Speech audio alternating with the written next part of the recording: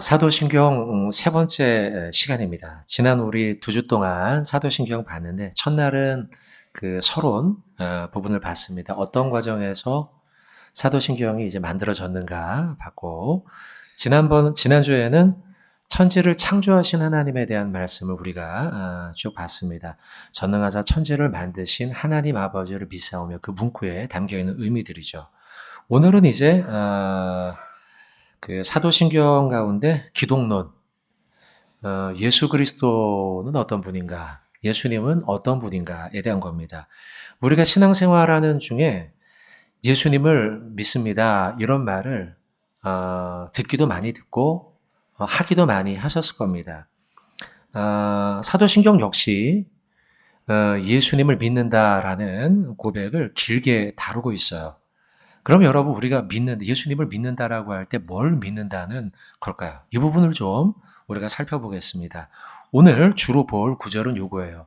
그 외아들 우리 주 예수 그리스도를 믿사오니 이는 성령으로 잉태하사 동정녀 마리아에게 나시고, 일단 두 단락으로 문구로 나눠서 예수 그리스도를 믿사오니 여기까지 하나, 그 다음에 성령으로 잉태하사 동정녀 마리아에게 나시고 여기까지 하나, 이렇게 해서 크게는 두 가지 주제, 좀 나누면 세 가지 주제 정도로 보겠습니다. 첫째, 맨 앞에 나와 있는 그 외아들 우리 주 예수님을 믿는다는 거예요.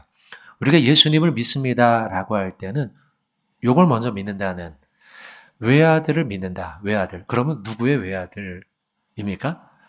하나님 아버지.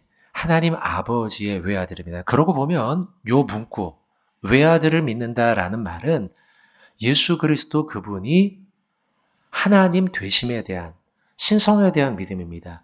그러니까 사람으로 태어난, 그래서 나중에 뭔가 좀 훌륭한 존재가 된 게 아니라 처음부터 하나님의 외아들이었다라는 거예요. 지금은 우리가 이런 설교와 교리를 당연하게 받아들여요. 여러분들이요. 이의제기하는 분은 거의 없을 겁니다. 그렇지만 사도신경이 기록되던 2세기에서 4세기, 5세기, 6세기 이 사이에는 예수 그리스도의 신성에 대한 찬반 논쟁이 굉장히 치열했습니다. 어떤 이들은 예수님을 단순한 인간으로 보고, 어떤 이들은 인간이 아니면 뭐예요? 귀신이죠. 영으로서만 존재했다, 이렇게 이제 생각을 하는 거죠. 그래서 단순한 인간으로 볼 때에는 원래는 사람이었는데 세례를 받을 때, 내지는 부활하실 때, 이때 신이 된 것이다, 이렇게 주장하는 것이 이제 양자론 이고요. 양자론을 이야기할 때는 문제가 되는 것이 바로 신성을 부인하는 거죠. 하나님, 외아들이라고 했는데 그걸 믿지 않는 것이죠. 거꾸로 신이라고 이야기해요. 인간은 아니라는 거죠. 예수님의 육체, 고난, 이 모든 게 다 환상, 영적 현상일 뿐이다 라고 말해요. 이걸 가현설이라고 합니다. 그래서 4세기경 아리우스주의자들이 있는데요. 이들이 이제 아다나시우스, 아리우스, 이제 신학교 가면 이거 엄청 많이 배웁니다. 그런데 그들이 말하는 건 예수님은 피조물이지 하나님은 아니다, 이렇게 얘기를 한단 말이죠. 그 반면에 우리가 지금 오늘 2번이나 읽었죠? 사도신경요. 그 가운데 그 외아들을 믿는다라는 것의 의미가 예수님은 하나님이시다, 그리고 동시에 인간이시다, 완전한 하나님이자 완전한 인간, 요 얘기를 하고 있는 거예요. 그걸 믿는다는 거죠. 자, 이 교리, 독생자가 이 땅에 왔다, 그 외아들이 여기에 왔다 라는 것은 우리를 어떤 묵상으로 인도하느냐, 독생자 아들을 보내신, 외아들을 보내신 아버지의 마음에 대한 묵상으로 우리를 인도하죠. 요한복음 3장 16절 보시면 잘 아는 구절이에요. 읽어보겠습니다. 하나님이 세상을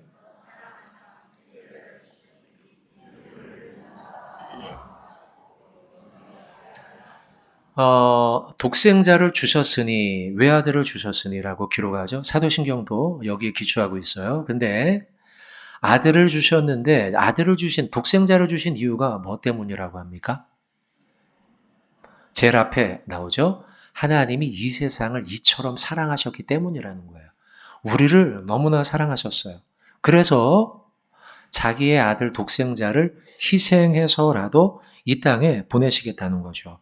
그러니까 독생자 그 외아들을 믿사오며라고 하는 이 문구는 동시에 우리로 하여금 독생자 그 외아들마저도 우리에게 보내실 만큼 하나님은 우리를 대단히 사랑하고 계시는구나 라고 하는 묵상으로 인도해요.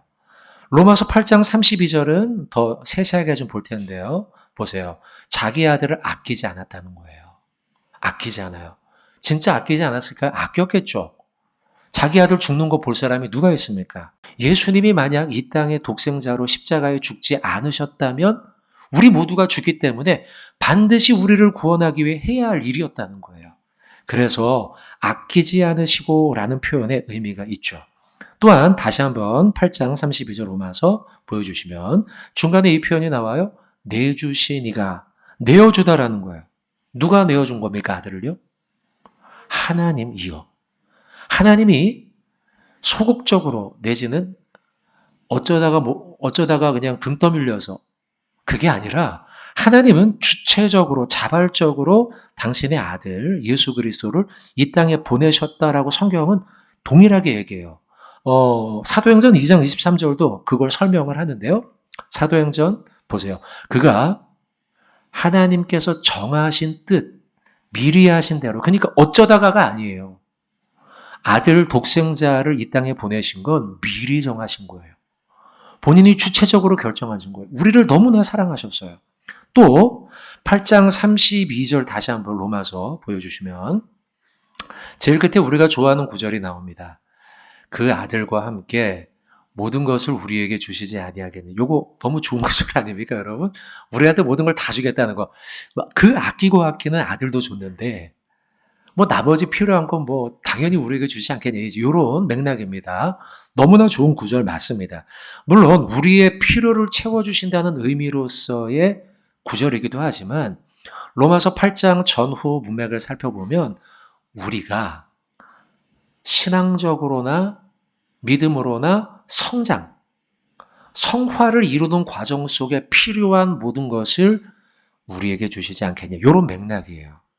결론적으로 말하면 여러분, 하나님은 그 외아들 우리 주 예수 그리스도를 우리를 너무나 사랑하셔서 아끼지 않고 내어주신 그 고백이 담긴 것이 우리가 방금 본 그 아들 예수 그리스도를 믿사오며라는 거죠. 자, 두 번째, 우리가 보고 있는 그 사도행전 문구 가운데 이는 성령으로 잉태하사 동정녀 마리아에게 나시고 9절입니다. 동정녀 마리아에게 나심에 대한 인간으로 이 땅에 오신 인성에 대한 부분을 여기서 다루고 있죠. 인간으로 오셨지만 예수님은 보통 인간으로 오신 건 아닙니다. 왜냐하면 앞에 전제가 있죠. 어떻게 잉태했습니까? 성령으로 잉태됨을 언급해요. 그래서 보통 인간과 같이 원죄를 가지고 있지 않으시고 거룩하고 깨끗한 죄 없으신. 그래서 구약의 제사는 여러분 양을 우리 죄 대신 태웠잖아요. 그죠? 그 제물로 바쳤잖아요. 근데 그 제사는 한 번이 아니라 반복적으로 해야 돼요. 왜냐하면 그 제물 자체가 완전하지 않으니까요. 반면 예수님의 제사는 어때요? 영단번, 영원하며 단번의 효력을 내는. 그래서 성령으로 잉태했다라는 건 완전한 제물이 되신다라는 의미가 여기에 담겨 있죠. 실제로 누가복음 1장 35절에 어떤 과정 속에 잉태했는가에 대한 말씀이 나오는데 천사가 대답해 이르되 성령이 너에게 임한다. 지극히 높은 이의 능력이 너를 덮은다. 그러니까 남자와 가까이 하여 갖게 된 아이가 아니라 성령의 감화로 잉태하게 되고 출산하게 되었다는 거죠. 그러니 예수님은 유일한 중보자가 맞습니다. 여러 중보자 중에 하나가 아니라 원오브댐이 아니라 유일해요. 왜냐하면 성령으로 잉태되어 태어난 유일한 존재니까요. 디모데전서 2장 5절 그래서 이렇게 말씀합니다. 읽어보죠. 시작. 하나님은 한 분이시요.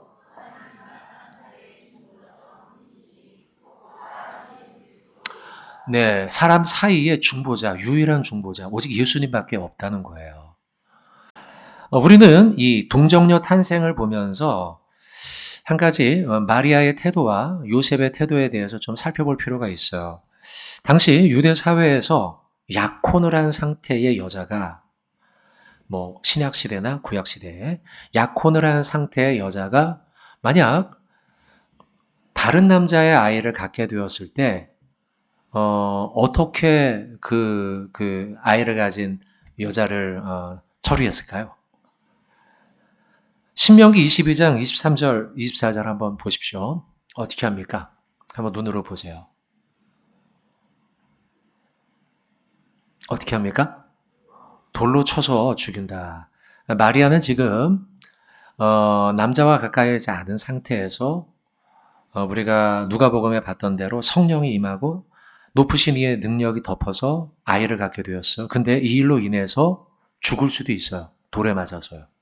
그런 큰 위험입니다. 굉장히 큰 위험이에요. 만약에 자기의 그 정당함을 증명하기 위해서 가족에게 이야기한들, 가족이 성령이 널 잉태했다고? 믿을 수가 없는 이야기죠. 그러면 천사가 찾아왔을 때 마리아는 어떤 태도로 보여야 될까요? 무슨 말이에요? 저 약혼해서 안 돼요. 할 수 없어요. 안 돼요. 이렇게 이게 일반적인 것이죠. 그런데 마리아는 그렇게 하지 않았다는 거예요. 천사의 이야기를 듣고 하나님의 뜻을 순종하며 받으라는 거죠. 그게 누가복음 1장 38절입니다.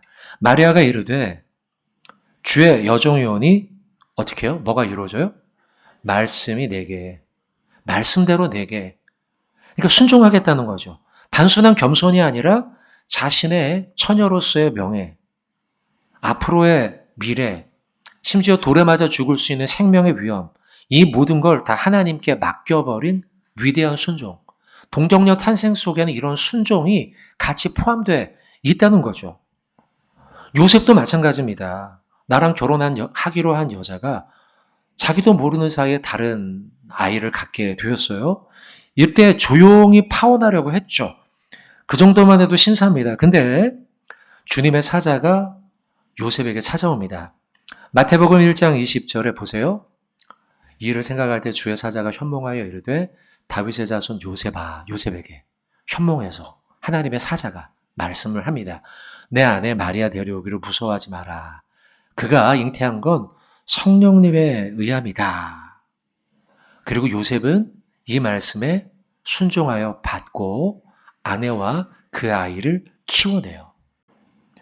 동정녀 마리아에게 나시고라는 말씀에는 물론 더 큰 의미들이 있지만 그 속에 한 가지, 마리아와 요셉의 하나님 말씀에 대한 순종과 믿음이 담겨 있어요.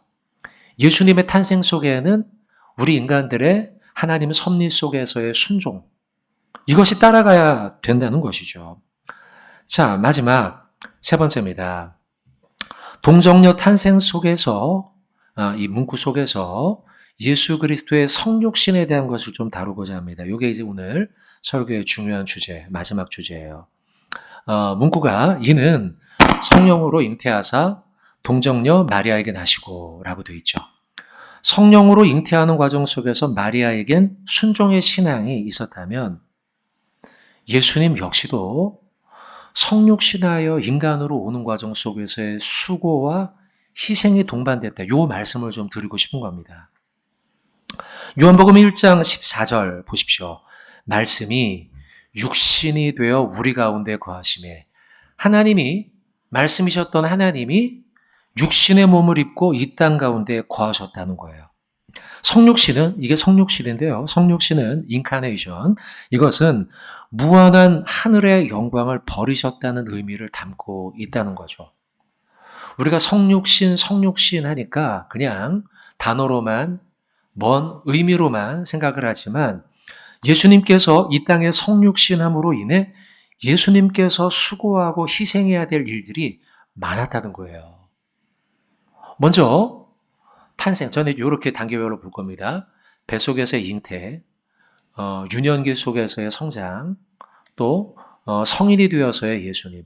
이 모든 과정 속에 예수님은요, 성육신함으로 인해 매 순간마다 많은 수고와 희생을 할 수밖에 없었다는 거예요.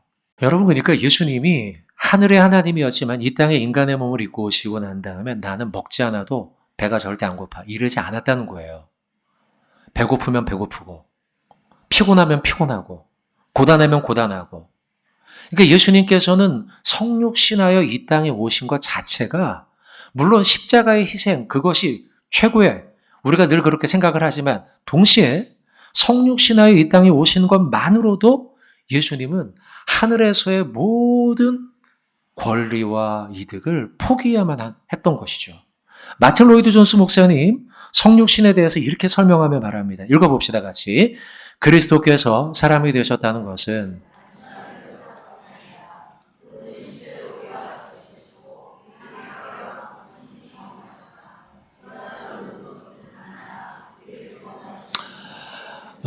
그래 여러분, 예수님께서 사람이 되다, 성육신 한 것은 단순히 그냥 인간 겉모양만 입고 온 게 아니라 인간이 겪어야 하는 모든 고뇌와 수고를 실제로 다 담당한 실제적, 외적 사건이 아닌 실제적 사건이라는 거죠. 그래서 예수님께서는 성육신하심으로 실제로 우리와 같이 되셨고 우리 인간의 한계와 고통을 친히 모두 다 똑같이 경험하신 거예요. 근데 왜 그렇게 하셨을까요? 맨 끝에 답이 있죠. 우리를 너무 사랑하셔서 구원하려고. 우리를 너무 이 세상, 하나님이 세상을 이처럼 사랑하자. 우리를 그렇게 사랑하셔서 우리를 구원하려고 그 수고와 희생을 마다하지 않았다는 거예요. 사랑하는 우리 성도 여러분들, 우리는 지금 성육신, 하나님의 사랑과 자기 비움, 가장 극적인 부분들을 보고 있어요. 단순히 하늘에서 땅으로 내려오셨다가 아니라 인간이 겪어야 될 모든 수고, 어쩌면 인간보다 더한 고통과 수고, 맞죠? 그런 수고와 희생을 동반한 자기 비움, 하늘에서의 영광을 비운 자기 비움의 모습으로 오신 것이 바로 성육신이라는 거예요. 성육신을 통해 예수님께서 낮아지셨다면, 자, 우리의 숙제, 우리는 어떻게 할까요? 우리도 낮아져야죠. 예수님을 닮아가는 우리 역시도 예수님이 자기 비움을 하신 것처럼 우리도 때로는 우리의 권리와 이득을 내려놓으며 하나님께서 세상을 사랑하셔 구원시킨 것처럼 우리도 그와 같은 낮아짐으로 섬김과 희생을 감내해야 한다는 거죠. 우리 정윤교회는 2025년도 목표로 써 있네요. 그죠? 주님의 세대들로 충만한 사랑과 진리의 공동체라는 목표를 세웠습니다. 그리고 오늘 또 우리 첫째 주는 또 좀 기억하면서 비전 언급도 하고요. 그렇게 하고 있는데 다음 세대들을 세우는 데는 수고가 따르고 희생도 있을 수 있어요. 그러나 다음 세대들이 충만한 교회를 이루기 위해서 예수님께서 수고하고 희생함으로 성육신하신 것처럼 인카네이션, 우리 역시도 그와 같이 이들을 세우기 위해 수고하고 애쓰는 노력을 마다하지 말아야겠다는 거죠. 또한 10월 달에는 저희가 대각성 전도 집회를 하지 않습니까? 믿지 않는 영혼들을 초대하는 때인데요. 9월 28일 날, 28일 마지막 주 9월 달, 그날 또 작정도 합니다. 누구를 전도하면 좋을까? 여러분 한번 주의 깊게 보십시오. 저 사람 예수 꼭 믿게 해야지 하는 사람들. 근데 그가 예수 믿게 하기 위해서 우리 역시 예수님처럼 수고함과 희생 필요할 수 있다는 거예요. 그렇게 해서 예수님이 성육신하여 영혼을 구원한 것처럼 그 성육신하신 예수님을 바라보면서 우리 역시도 그와 같이 그들을 전도하고 그들이 예수 믿게 하기 위해서 성육신하는 삶을 실천해야겠다는 거죠. 빌립보서 2장 5절로 8절은 이 말씀을 합니다. 너희 안에 이 마음을 품으라. 예수의 마음이죠. 한번 요거 읽어보겠습니다. 빌립보서 2장 5절로 8절 같이 한번 읽겠습니다. 너희 안에 이 마음을 품으라.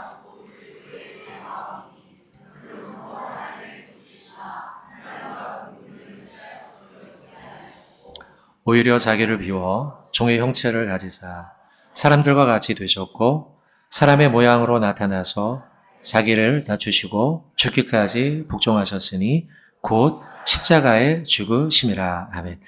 8절에 보면 사람의 모양으로 나타나사 동정녀 마리아에게 나시고 성육신 하시사 그 뜻이죠. 근데 나타나사 자기를 낮추셨다는 거예요. 복종하셨다는 거예요. 죽으셨다는 거예요. 예수님은 저 높은 곳에서 낮은 곳으로 내려오신 거예요. 그건 단순히 물리적인 높고 낮음이 아니라 마음의 자세와 태도, 낮은 곳으로. 성육신하여 낮은 곳으로 내려오신 예수님께서 우리에게 뭘 요구할까요? 뭐라고 우리에게 말씀하실까요? 너도 와. 낮은 곳으로 우리를 초대하시는 거죠. 그래야지 사랑을 실천할 수 있어. 높은 자리에서 내가 시키고 내가 원하는 대로 다 하면 어떻게 사랑을 실천할 수 있겠어요? 섬기려고 하고 그를 베풀려고 하고 결국은 낮은 곳으로. 말씀을 맺으면서요. 마이클 이스터라고 하는 사람이 쓴 책 제목이 편안함의 습격입니다. 편안함의 습격. 이 한 구절을 좀 소개하려고 합니다. 이렇게 됩니다. 내용이요. 학자들은 불편함이 보여주시면 좋겠어요. 학자들은 불편함이 우리를 수많은 육체적, 정신적 문제로부터 보호해준다는 사실을 속속 밝혀내고 있다. 불편함이 오히려 우리를 보호해준대요. 이게 무슨 말인가 싶죠? 그 뒤에 비만, 심장병, 암, 당뇨병, 우울증, 불안은 물론 삶의 의미와 목적을 느끼지 못하는 것 같은 정신적인 문제, 이런 것들도 편안함이 이걸 극복하는 게 아니라 불편함이 극복하게 해준다는 거예요. 사실 우리가 살고 있는 현대사회 그 어느 때보다 역사상 가장 안락하고 편안한 시대가 아닌가 싶습니다. 우리 사계절 내내 일정한 온도 속에서 생활할 수 있잖아요. 물론 뭐 밖에서 운동할 때는 좀 다르지만 실내로 들어가면 에어컨 일정하게 온도 맞출 수 있고요. 또 겨울이 되어도 뭐 추운 게 없어요. 보일러 틀고, 그죠? 배고픔, 느낄 틈조차 없는 풍요로운 식탁. 또 현대의학이 선사하는 긴 수명. 우리 일상에는 생존을 위협할 만한 위험이나 도전이 거의 사라졌죠. 그런데 과연 이런 편안함과 안락함이 우리에게 건강, 행복을 주고 있는가? 이런 질문이 방금 이스터의 그 문구였어요. 그 책의 내용. 편안함의 습격. 편안함이 물론 우리를 보호해주는 역할도 있지만 동시에 우리를 나약하게 만들어요. 하지만 불편함은 잃어버렸던 감각을 깨우고 내가 다시 도전해야지 하는 삶의 의미 되찾게 하는 자극제가 될 수 있다는 거죠. 여러분, 우리는 오늘 동정녀 마리아에게 나시고 사도신경 가운데 요 구절을 보고 있어요. 동정녀 마리아에게 나시고 성육신. 여러분, 이 고백 속에 예수님은 얼마나 불편하셨을까 저는 생각합니다. 10개월 동안 여인의 뱃속에서 유아 시절에 그 어려웠던, 또 성인이 돼서도 마찬가지로 예수님은요, 편안하고 영광스러운 저 높은 보좌를 버리시고 불편함을 감수하면서 수고와 희생을 하셨다라는 것이 우리가 보고 있는 동정녀 마리아에게 나시고 성육신의 교리예요. 성도 여러분, 바라기는 예수님의 그 불편하셨던 성육신의 과정, 동정녀 마리아에게 나시고를 믿음으로 신앙 고백하고 나 역시도 때로 불편할지라도 다음 세대와 불신자들과 연약한 지체를 위해서 수고와 섬김을 감내하기로 결심하는 저와 여러분 되시기를. 그래서 오히려 그런 수고와 불편함으로 인해 우리의 영적 근력이 더 튼튼해지고 강해져서 하나님의 멋진 군사로 살아가시는 저와 여러분 되시기를 주님의 이름으로 축원을 드립니다.